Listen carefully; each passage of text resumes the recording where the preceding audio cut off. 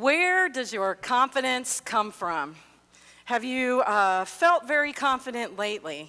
And what triggers it when you're not feeling very confident at all? I was, one of those teenagers that wasn't really confident, that came off with a huge chip on my shoulder.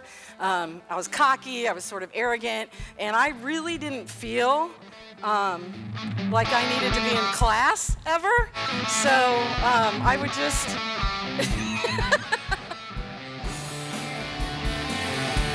That was me.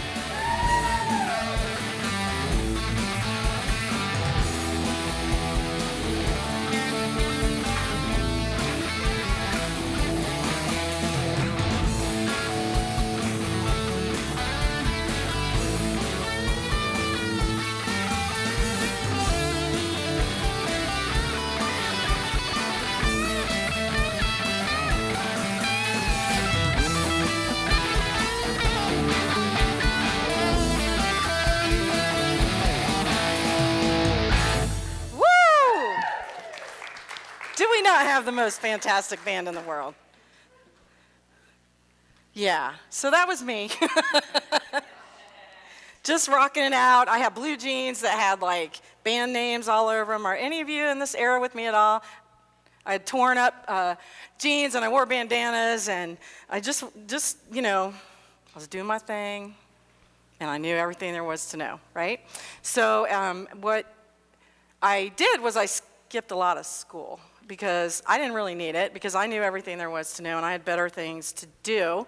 But I had this one English teacher, and she absolutely called me out on it. She called me into her room one day, and when a teacher calls you into their room, oh my gosh, like all that, I'm so much, like, oh no, what?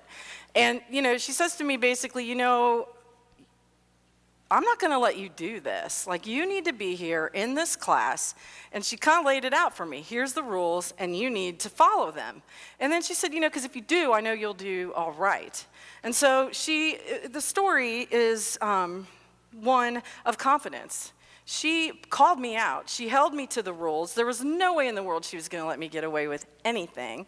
And she graded me, and I had to meet her expectations. But at the same time, what was so important about that moment was that this woman found me worthy enough to spend the time with me. I mean, literally, she could have just sent me off to the principal's office. She could have just kept marking me absent and not really caring, but she didn't. She took the time with me to let me know that I was worth something and that she had confidence in me. And what's significant about that is where our confidence comes from is the most important thing in the world. Where our confidence comes from makes all the difference. Paul was writing to the church in Corinth. This was a church he had started, and he had gone on to start more churches and got word that maybe some people's confidence in the church that he had started was shifting.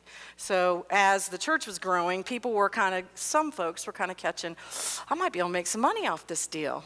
Right? So they'd show up and they'd get to preaching, and the folks of the church, some began to think, oh, well, maybe this guy knows what's going on more so. And so the purpose of 2 Corinthians is Paul is writing to these folks saying, just want to remind you, we're here to worship the one God. As a part of that, when you are in that time period and you're trying to express your authority and let people know why it is they need to listen to what you're saying, people would often bring letters of recommendation. So basically, yes, this is Paul, yes, he knows what he's talking about, so hey, Corinthians, pay attention to this man. And so when Paul is opening his letter, he says to the Corinthians, you show that you are a letter from Christ. You are the result of our ministry, written not with ink, but with the Spirit of the living God, not on tablets of stone, but on tablets of human hearts. Such confidence we have through Christ before God. Not that we are competent in ourselves to claim anything for ourselves, but our competence comes from God. He has made us competent as ministers of a new covenant, not of the letter, but of the Spirit. For the letter kills, but the Spirit gives life. So when he's talking about written in stone, he's referring back to the Ten Commandments. If you probably learned in Sunday school, Moses had led the people out of Egypt, and now they're all wandering around in the desert trying to figure out what's next. So these people had been in servitude their whole lives and for generations back. So they really didn't have a clue how to become together as a community of faith. And so therefore, Moses became their guy that they would go to with every single question about how to be in a community of faith. By the time Moses' father-in-law, Jethro, came to visit Moses, he was spending his entire days, all day long, hour after hour, sun up to sunset, helping people figure out their problems. So person after person, neighbor after neighbor would come up and they'd fuss about, property lines, or somebody's, daughter was supposed to get married, and blah, blah, blah, blah, blah, blah, social things. And Moses would, one at a time, say, this is my ruling, this is my judgment, this is what the law says, blah, blah, blah, blah, blah. Well, Jethro sees all this happening and says, Moses, you can't possibly do what God is calling you to do if you're spending every minute of your day helping people figure out all this stuff. And so his suggestion to Moses was, and Moses followed it, well, let's put together like a structure to this society. Go pick out people you trust who have holy hearts and put them in a place that there are an organization like government. And therefore, the only things that you will have to worry about is stuff that all those folks can't figure out. So it was like the first community that had some structure to it for this community of God. Right as everybody was getting used to that whole way of living, God called Moses up to a mountain. And he said, hey, Moses, jot this stuff down for me. And so Moses chiseled in stone the Ten Commandments. Do y'all remember them all? Thou shalt not kill. Steal, adultery, kill. That's 3. Covet is 4. Man, okay, no other God, honor your parents, that's 6. Bear false witness is 7. Adultery is 8. Yeah, we got that one. Sabbath? We all forget Sabbath, don't we? Like, that was really metaphorical. Yeah. Did we say make no other idols? Did we say take the Lord's name in vain? We're up to 12 now. I don't know how we did that. And there was also, following that in Exodus, there's a lot of other rules about how we worship together, how we handle property disputes together, how we handle justice and mercy together, social responsibility, all of these rules that came together to help these people come together in a community of faith. So that was a really good thing because it provided like some guidelines, right? The problem comes in when the rules start to become more important than God. The problem comes in when the rules become the priority. And all of a sudden, what's important is how we are going to be judged, and then we begin to judge others because we have made the rules the way we are in community together. And the rules are good. I mean, we need them. But the other piece of that is that when we make the rules more important than each other, then all of a sudden we're in control. Do you follow? So my relationship with God becomes, hey, if I did everything you said I was supposed to do, then you got to behave on your end too, God, right? And then when things come up and I don't know how to handle them, we don't know what to do with them, the first reaction is, well, what are you doing, God? You've let me down because I've done my part of the bargain, right? I'm doing the best I can. I'm living a good life. So why would this stuff happen? Why do you do what you do? So maybe another way to look at that is that the priority is not so much the rules themselves, it is the God who wrote them. And if the God who wrote them is the priority, then that means we are in a place of relationship with him. It means that when he said, I am your God, it was a very personally directed statement. And that was the first statement he said right before he went into the 10th commandments. I am your God. Therefore, this is about me and about you.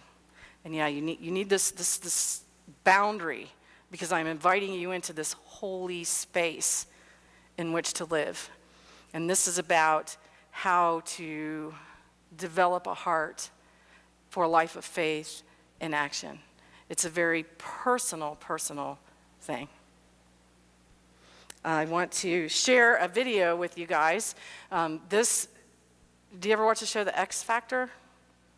It's kind of like American Idol and America's Got Talent and all those. So people are singing and it's a competition, and this one particular gentleman is auditioning, and this is his audition that I would ask you to watch. I would warn you, he's from Liverpool, so take all South American sort of accent out of your brain, as in Southern Ohio accent out of your brain, and put on your Liverpool, because it's going to be kind of hard to listen to him.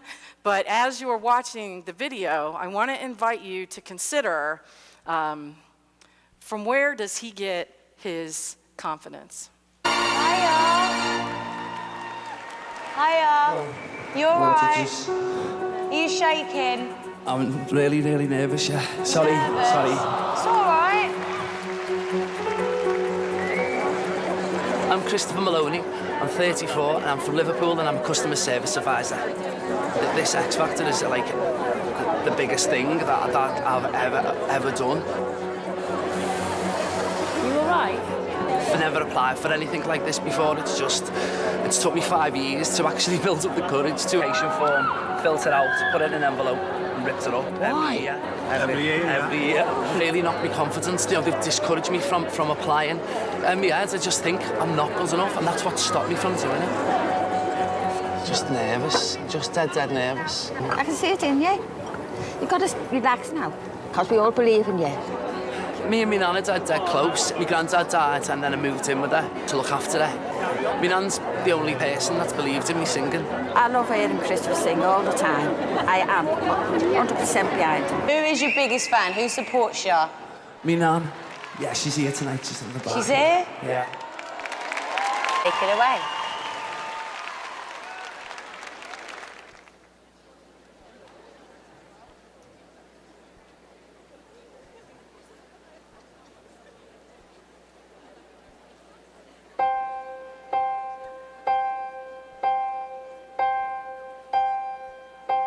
Some say love, it is a river that drowns the tender reed. Some say love, it is a razor that leaves your soul to bleed. Some say love, it is a hunger, an endless aching need. I say love, it is a flower, and you, it's only seed.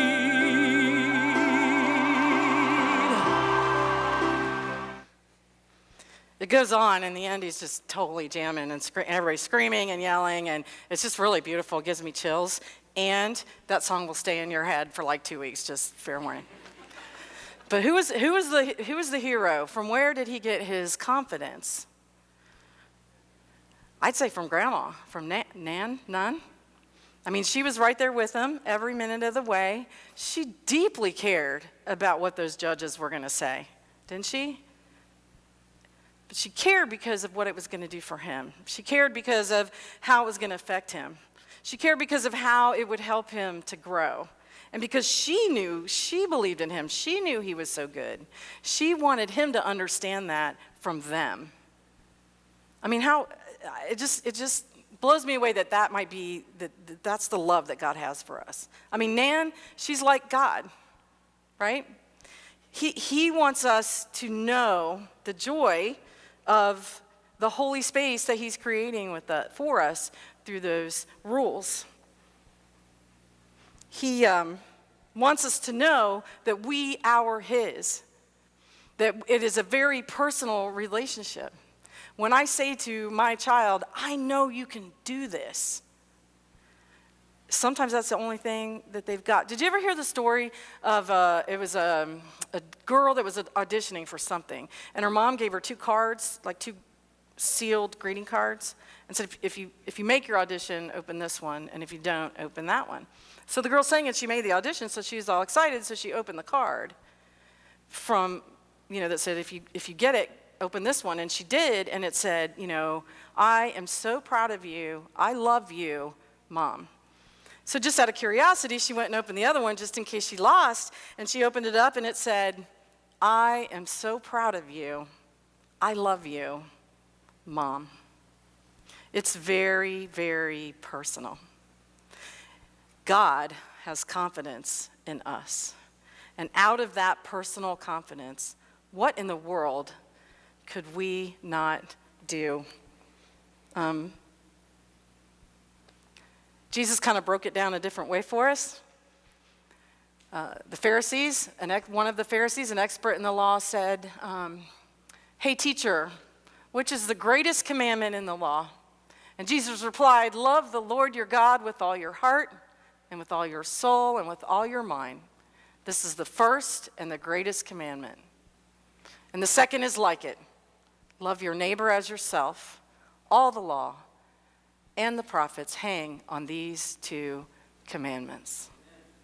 Amen. All the law and all the prophets hang on love God and love neighbor as yourself. So what would it look like? And this is the part that just blows me away, because when I look around the world today, what I see is a whole lot of people with no confidence. And it comes out in all these different ways, right? It comes out in anger, and it comes out in well, just watch the news. I don't have to tell you what it looks like, right? And no matter where you are in the spectrum, no matter what you're thinking or what you believe in, there seems to be this deep desire for us to control each other. And so all of our conversations end up being about, what are the rules? What are the regulations? What are you doing? Who are you doing it with? Why are you doing it? When are you doing it? And it all becomes about, I feel like peace and all that would go right with the world would be if I could just get you to do what I feel like you should be doing. Just follow my rules, right? What if our very first question, if it was in our families or our work or our greater community, was, what if our very first question was, how can I love you today? I just feel like, and I'm very idealistic, I admit, and I don't mean to belittle all the complexities of the world, but I just feel like if that could be the first question that was ever asked, the whole world would change. Am I right? If we could just be willing to make the first law, the first commandment, our first position, and have the confidence, and this is where I struggle, have the confidence to make that the one thing, and to move all of my judgments and ideals aside and just be able to say, how can I love you today? And the good news is we don't have to do that or anything else perfectly, because God knows that we're not perfect. And the laws that he gives us aren't to remind us of that so much as to point upward toward the holy space that he is inviting us to be into. I think that the world can change at the drop of the hat when love becomes a priority. And if we can have confidence in that and a God that loves us like that, what could change? God has confidence in you. What could you do? What can you do with God's confidence in you? What's on your mind? What's on your heart? What's bugging you that could be the next thing for you that you can do with God's confidence in you? I want to invite you this week to just give that some thought and lean deeply into a God who really, really believes in you and me and all of us and in this world, that we might grow into this deep relationship with him that he day after day after day carves out for us so that we understand exactly who he is and who we can be in his creation. Let's pray.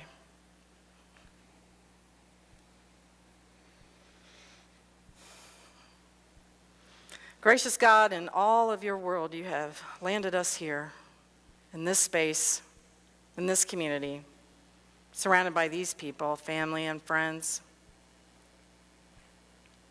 We ask that you help us to remember in our times of unsurety that you believe in us, that you have confidence in us. We thank you because you give us guidance that keeps us from chaos.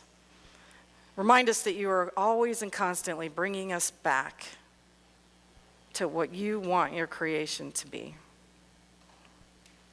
God, we just lift to you what's on our minds and on our hearts. Show us what our next steps might be. Show us how that we might live a lifestyle of love and action, and that we might live in the holy space that you create for us, and that we might be a people who live out of that space in such a way that the world come to know that all you ask from us is love. We are so blessed to have been brought before you. From the bottom of our hearts, just thank you. Please continue to pour yourself into us. Lift us up, God, as we lift our lives to you. Amen. We're going to